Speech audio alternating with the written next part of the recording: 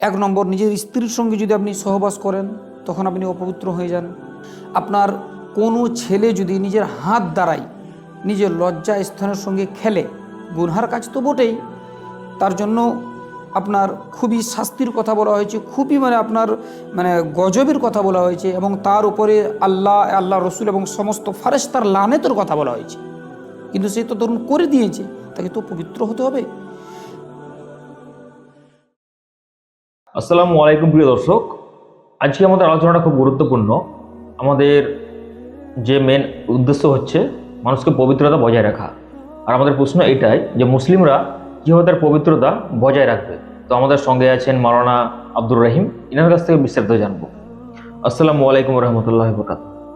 ওয়ালাইকুম আসসালাম রহমতুল্লাহি ওয়া বারাকাতুহু। আলহামদুলিল্লাহ নাহমাদুহু ওয়া নাস্তাঈনুহু ওয়া নাস্তাগফিরুহু।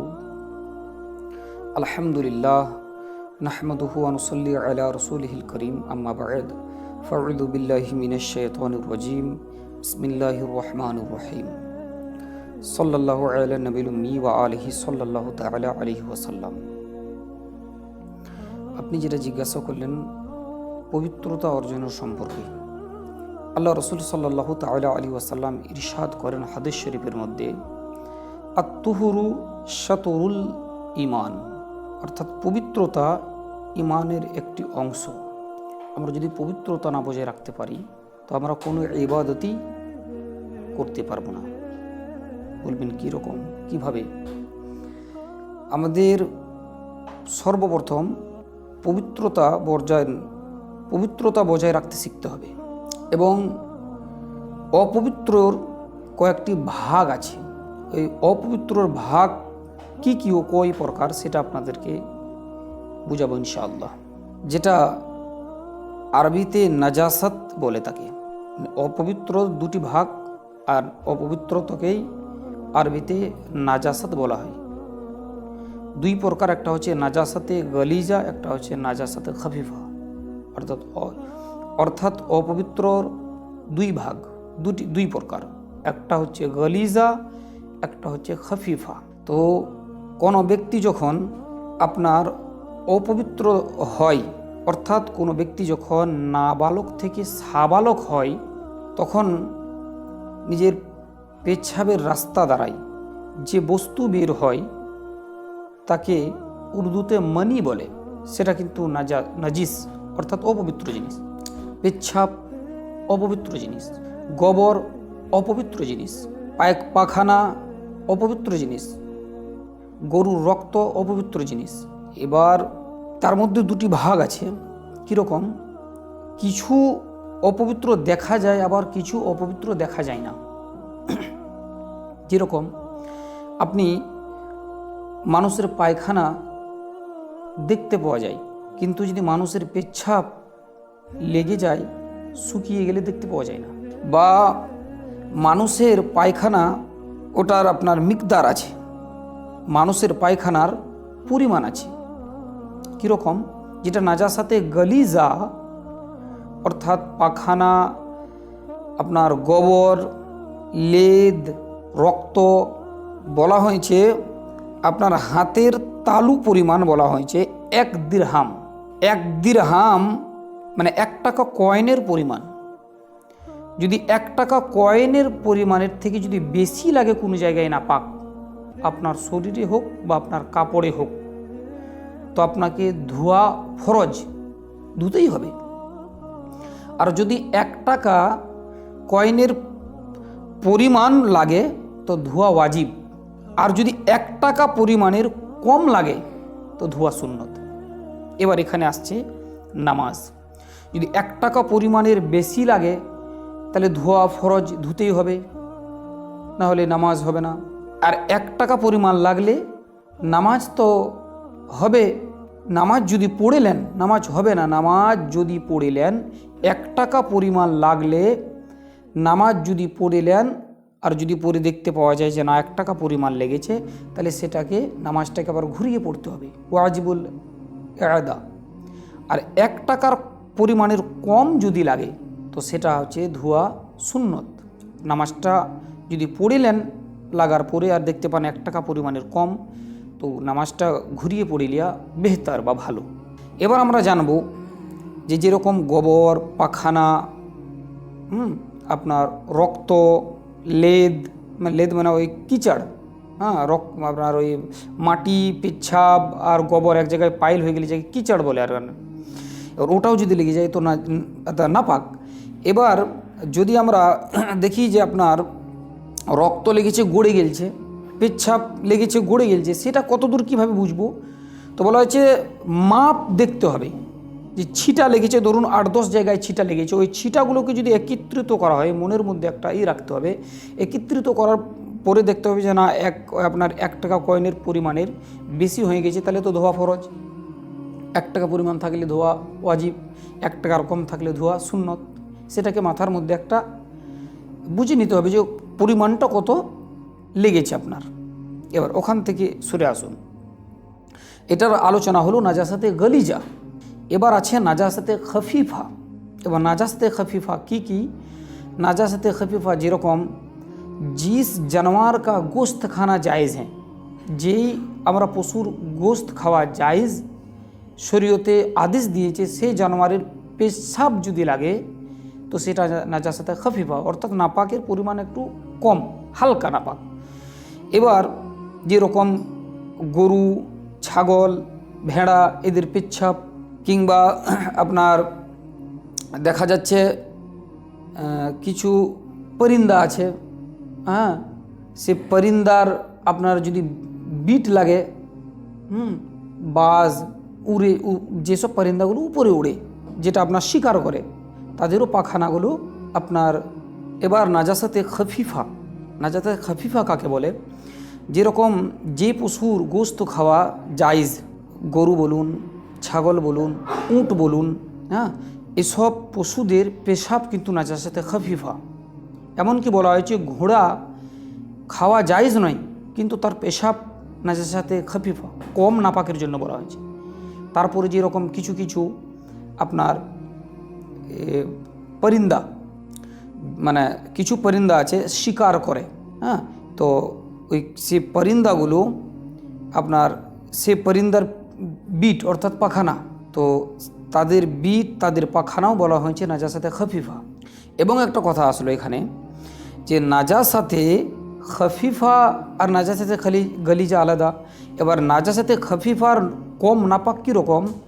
এবার গরুর পেশাব, উটের পেশাব, ছাগলের পেশাব খফিফা এই জন্যই কম যে কোনো একটা, সপোজ ধরুন হাতের আপনার কাপড় হোক, বা একটা কলারের একটা অংশ, হাত একটি অংশ, নিচের দামান একটি অংশ, পিছনের একটি অংশ, এই যে অংশগুলো, এই অংশের মধ্যে যদি 1/4 ভাগে 1 ভাগ যদি লাগে ওই নাজাসাতে খফিফা, তাহলে নামাজ হয়ে যাবে।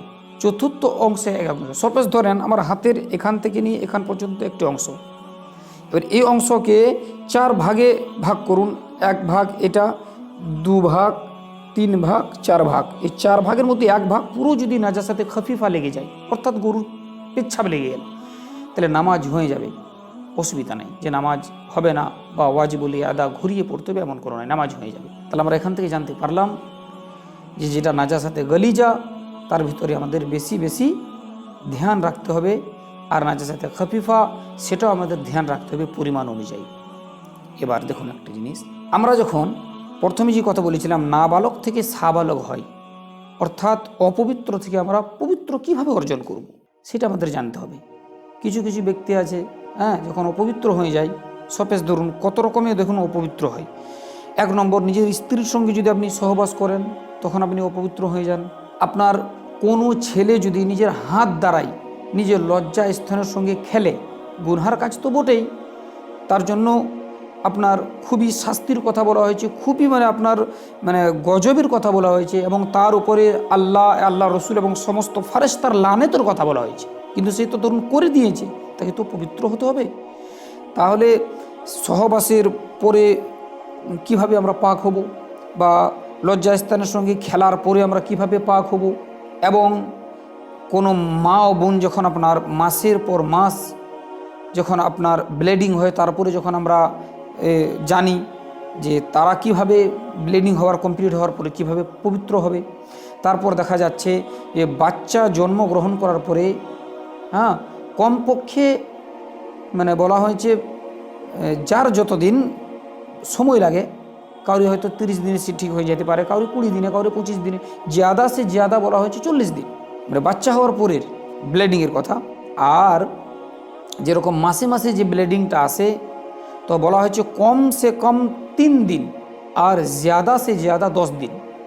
এত দিনের মধ্যে যদি ব্লিডিং হয় তো সেটা হচ্ছে আপনার মাসিক বলে আমরা বাংলাতে জানি, আর উর্দুতে যারা হায়েজ বলে জানি। তো তারপরে কিভাবে আমাদের পবিত্র অর্জন করতে হবে, তো তাকে ফরজে গোসল বলা হয়। যে ফরজ গোসল আমাদের যদি না করি তো আমাদের কিন্তু পবিত্রতা অর্জন করতে পারবো না।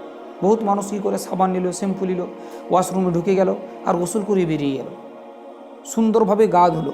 যতই শ্যাম্পু যতই সাবান লাগান, যদি পদ্ধতি না জানেন, তরিকা না জানেন, তাহলে কিন্তু পবিত্রতা অর্জন করতে পারবেন না।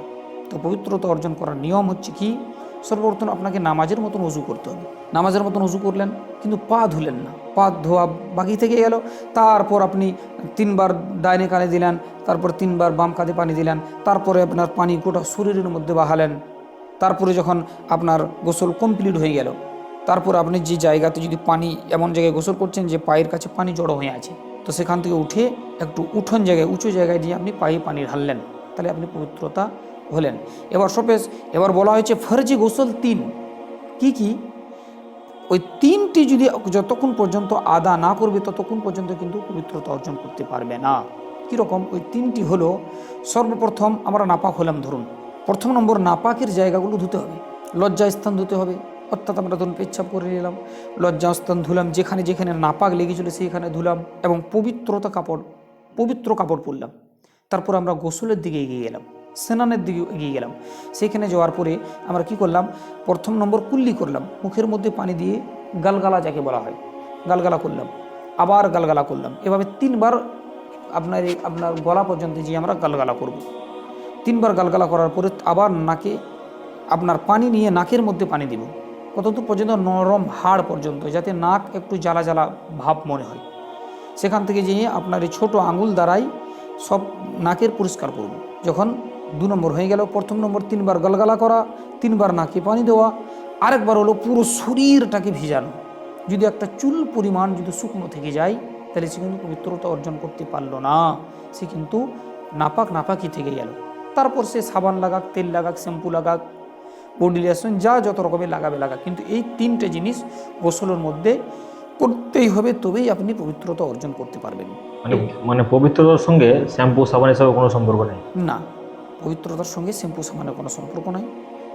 সুন্দরভাবে আপনি পবিত্রতা অর্জন করার পরে আপনি শ্যাম্পু লাগাতে পারেন বা আগেও লাগিয়ে নিতে পারেন। তবে যে 3টি কথা বললাম যে ফরজে গোসল 3, সেটা আমাদেরকে সুন্দরভাবে পদ্ধতি অনুযায়ী আমাদেরকে কমপ্লিট করতেই হবে, তবেই আমরা পবিত্রতা অর্জন করতে পারবো, নচেত আমরা পবিত্রতা হতে পারবো না। এবার একটা কিছু ব্যক্তি দেখা যায় যে পবিত্রতা অর্জন করতে যেয়ে শয়তানি ওয়াসওয়াসা থাকে। কীরকম শয়তানি ওয়াসওয়াসা? এবার কিছু ব্যক্তি ভাবে যে এখানে ভিজেছি কিনা, ওখানে ভিজেছি কিনা, এখানে মনে হচ্ছে শুকনো আছে। দেখুন, এবার এটা হচ্ছে একটা মনের মধ্যে ইতমিনান আর সুকুন বলে জিনিস আছে। আপনি যখন সুন্দর পদ্ধতি অনুযায়ী যখন কমপ্লিটভাবে গোসল করে নেবেন, মন যখন আপনার ইতমিনান হয়ে যাবে, সে আপনার 1 বালতির জায়গায় আপনি 1.5 বালতি লাগুক, 1.5 বালতি জায়গায় আপনার 2 বালতি লাগুক, যাতে আপনার মন শান্তি হয়ে যায় না আমি পুরো জায়গায় ভিজিয়ে নিয়েছি, পুরো জায়গায় আমার কোনো জায়গার শুকনো জায়গা নাই, পুরো কমপ্লিট করে ফেলেছি। যখন আপনার মন শান্তি হয়ে যাবে তখন আপনি অপবিত্র থেকে পবিত্রের জায়গায় আপনি চলে নেন। এবার আরেকটি খুব গুরুত্বপূর্ণ জিনিস, এখন চলছে পবিত্র রমজান মাস। এই পবিত্র রমজান মাসে যদি আপনি স্ত্রীর সঙ্গে সহবাস করেন বা নিজেই আপনার নাপাক হয়ে গেলেন স্বপ্নদোষ হওয়ার কারণে, তখন আমরা কিভাবে পবিত্রতা অর্জন করব? কারণ আমরা যদি বেশি পানি গালগালা করি তো পানি যদি নিচে চলে যায় তো রোজা ভেঙে গেল। জোরে নাকে পানি টানতে গেলাম, পানি যদি ভিতর ঢুকে গেল তাহলে আপনার রোজা ভেঙে গেল, রোজা ভেঙে গেল। তাহলে আমাদের সেই অনুযায়ী কী করা যায়? তো বলা হয়েছে আপনার যখন আপনার নাপাক লাগবে সেসব জায়গা ধুয়ে নাপাকের কাপড় সাইডে রেখে আপনি যখন পবিত্র একটা কাপড় পরার পরে কী করলেন, আপনার হালকা করে মুখে পানি ভরলেন, গলগলা করার তার প্রয়োজন নাই, হালকা করে পানি ভরে আপনি ফেলে দিলেন, ঠিক আছে? তারপর হালকা করে বেশি পানি টানার প্রয়োজন নাই, হালকা করে পানি নাকে ভরে নাকটাকে পরিষ্কার করে নিলেন, তারপরে পুরো শরীরকে আপনি সুন্দর করে ভিজিয়ে নিলেন, তাহলে আপনার পবিত্রতা অর্জন কমপ্লিট হয়ে যাবে। আচ্ছা, পুকুরে স্নান করা আর তোলা জলে স্নান করা এর মধ্যে পার্থক্যটা কি? আর পুকুরও আপনি স্নান অর্থাৎ গোসল করতে পারবেন যদি আপনি আপনার হাঁটুর নিচের অবধি যদি আপনার কাপড় থাকে, অর্থাৎ ফরাজ ঢাকা, আপনার নাভির নিচ থেকে নিয়ে কাপড় আমরা পায়ের টাকনুর নিচে পর্যন্ত, এই গাঁটনুর নিচে অব্দি যদি আমাদের কাপড় থাকে, আপনি পুকুরেও আপনি গোসল করতে পারবেন সেম ওই পদ্ধতিতে, ওখানে আপনি উজু করতে পারবেন, সেখানে কোনো রকম অসুবিধা নেই। আচ্ছা, কেউ যদি পবিত্র অবস্থায় থাকে তো তাকে কি আবার দ্বিতীয়বার স্নান করা প্রয়োজন? যেমন শীতের সময় স্নান করতে অনেকে ভয় পায়। হ্যাঁ, তো যদি সে পবিত্র থাকে তো তাকে কি স্নান করতেই হবে, এটা কি? না, পবিত্র থাকলে স্নান করতে হবে না তো। যদি নাপাক থাকে তবেই আপনার পবিত্রতা অর্জন করতে হবে, গোসল করতে হবে। হ্যাঁ, এবার যেটা কিছুক্ষণ আগে বললাম যে কি কি কারণে আমাদের গোসলটা করতে হয় সেটা তো বলেই ফেললাম। হ্যাঁ, এবার এখানে আবার একটা জিনিস জানার আছে, যেরকম ছেলে হোক কিংবা মেয়ে হোক, একটু হয়তো মোবাইলে দেখার কারণে বা কারোর সঙ্গে কথা বলার কারণে শরীরের মধ্যে একটা ফিলিংস জাগে, ওই ফিলিংস জাগার কারণে লজ্জা স্থান থেকে একটু পাতলা পানি বেরায়। ওই পানি যদি বেরিয়ে থাকে সে অবস্থায় তাকে কিন্তু গোসল করতে হবে না। যদি অজু থাকে সে অজুটা ভেঙে যায়, সে অজু টুটে যায়, সে আবার যদি কোনো নেক কাম করতে যায় তাকে আবার কি করতে হবে, অজু করতে হবে, তাতে গোসল করার কোনো প্রয়োজন পড়ে না। আচ্ছা, আরেকটা প্রশ্ন, পেচ্ছাপ করার সময় যদি কোনো কারণে পেচ্ছাপের ছিটে ফোটা প্যান্টে লাগে বা জামা কাপড়ে লেগে যায়, সেক্ষেত্রে কি রোজা ভাঙে?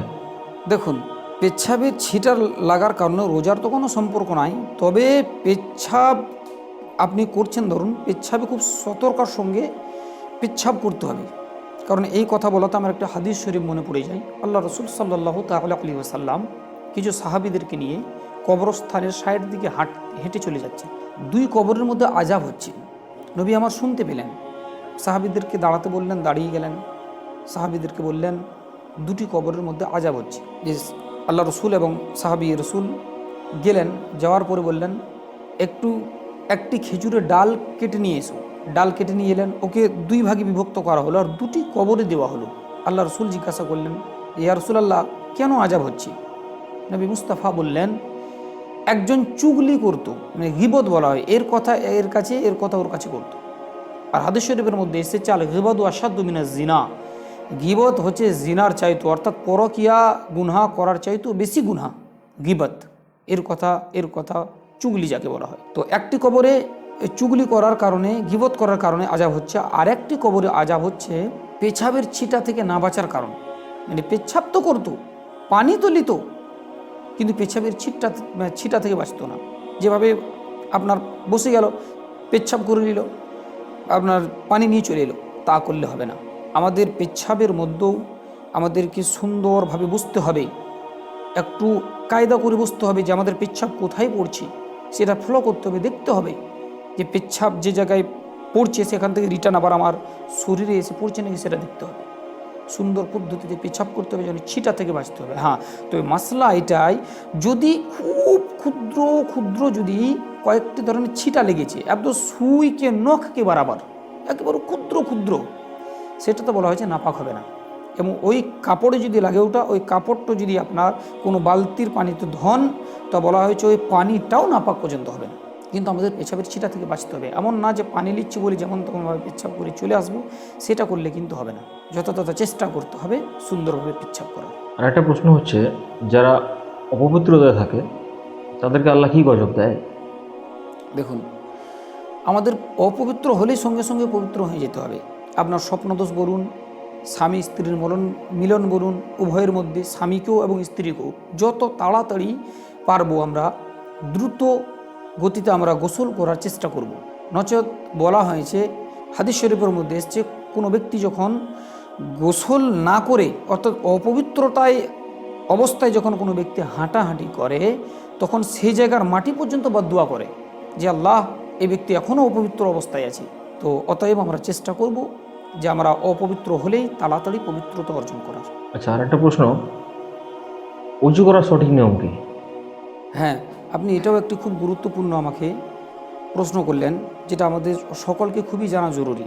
কারণ যদি ওযু আমরা ঠিকঠাকভাবে না করতে পারি, তো আমরা বিশেষ করে নামাজ, কোরআন তেলাওয়াত, এই ইবাদতগুলো আমরা সঠিকভাবে করতে পারবো না। যেরকম হাদিস শরীফে এসেছে নামাজ হচ্ছে জান্নাতের চাবি, সেরকম হাদিস শরীফে আল্লাহ রাসূলও বলেন যে নামাজের চাবি হচ্ছে ওযু। তো অতএব আমাদের ওযু ঠিক করতে হবে। তো ওযুর জন্য আল্লাহ তাবারক ওয়া তাআলা কোরআন পাকের মধ্যে ইরশাদ করেন, ইয়া আইয়ুহাল্লাযীনা আমানু ইযা কুমতুম ইলাস সলাতি ফাগসিলু উজুহাকুম ওয়া আইদিয়াকুম ইলাল মারাফিক ওয়া আমসাহু বিরুউসিকুম ওয়া আরজুলাকুম ইলাল কাবাইন। আল্লাহ পাক বলছেন, এই ইমানদার ব্যক্তিগণ, যখন তোমরা নামাজের জন্য দাঁড়াবে তখন তোমরা নিজের চেহারাখানা ধোও, ওয়া আইদিয়াকুম, এবং তোমাদের দুটি হাত ধোও, ইলাল মারাফিক কেহুনুসামাত, এখানের জন্য अल्लाह बोलें, व अमसह बिरुउसुकुम, और अपने सर को मसा करो, व अर्जुलकुम मिनल काबाइन, और दोनों पैरों को धोवो। দুটি হাত ধুতে বললেন কেহনু সমাত, তারপরে বললেন ওয়া আরজুলাকুম মিনাল কাবাইন, দুটি পাও ধোও টখনু সমাত, না কাবা উঁচু জায়গাকে বলা হয়। দুই পাশের দুদিকে যে আমাদের হাড় বেরিয়ে আছে সেটাকে আরবিতে কাবা বলা হয়। এবার এখানে একটি খুব গুরুত্বপূর্ণ কথা, আল্লাহ বলছেন যখন তোমরা নামাজের জন্য দাঁড়াবে, নামাজের ইরাদা করবে, তখন তোমরা নিজের চেহারা ধোও। কিন্তু আমরা তো সর্বপ্রথম হাত ধুই না। তো বলা হয়েছে হাত ধোয়া হচ্ছে সুন্নত। কারণ আমরা যখন নবী মুস্তাফার কথাতে আমরা যখন আমল করতে লাগবো হাদিস অনুযায়ী, তখন আমাদেরই ফায়দা, আমাদেরই লাভ, আমরাই উপকৃত হতে পারবো। কারণ যখন আমরা প্রথমে হাত ধুবো, তখন আমাদের প্রথম হাত অপবিত্রতা থাকলে হাত পবিত্রতা হয়ে যাবে। আমরা জানি না, রাতের মধ্যে শুয়ে থাকি, কত মশা মাছি শরীরের মধ্যে বসে, আমরা মারি, হাতের মধ্যে মশার রক্ত লেগে থাকে পারে, জানি না, এবং হাত কোথায় কোথায় আমাদের চলে যায়। তাহলে প্রথম যখন আমরা হাতকে ধুবো, তখন আমরা কী করব, পবিত্রতা করে নিতে পারবো। যেরকম এখন চৈত বৈশাখ মাসে দেখা যায় পানি খুব গরম হয়ে যায় না, ট্যাঙ্কির পানি বলুন, আপনার বদনায় রাখা পানি বলুন। এবার যদি আমরা ডাইরেক্ট আমরা হাতে না নিয়ে যদি আমরা ডাইরেক্ট মুখে দিতে লাগি, বদনাকে ধরে যদি মুখে পানি দিতে লাগি, তাহলে কিন্তু আমাদের মুখ পুড়ে যাওয়ার, মুখের মধ্যে স্কিনের মধ্যে একটা ক্ষতি হওয়ার সম্ভাবনা থাকে। কিন্তু যখন আমরা আল্লাহ রসুলের কথায় হাদিস অনুযায়ী যখন সুন্নতের উপর আমল করে থাকি, তখন আমাদের কাজ একেবারে সুন্দরভাবে কমপ্লিট হতে থাকে। তো আল্লাহ বলছেন যে তোমরা চেহারা ধাও, আর নবী মুস্তাফার পদ্ধতি যে সর্বপ্রথম তোমরা নিজের কবজি পর্যন্ত হাত ধাও তিনবার যখন আমরা হাত প্রথমে ধুয়ে নিব, তখন নবীর সুন্নতের উপর আমরা আমল করে নিব। তারপরে আমরা কি করব, মুখের মধ্যে আমরা পানি দেব। মুখের মধ্যে পানি দেওয়ার পরে আমরা কি করব, মিসওয়াক করব।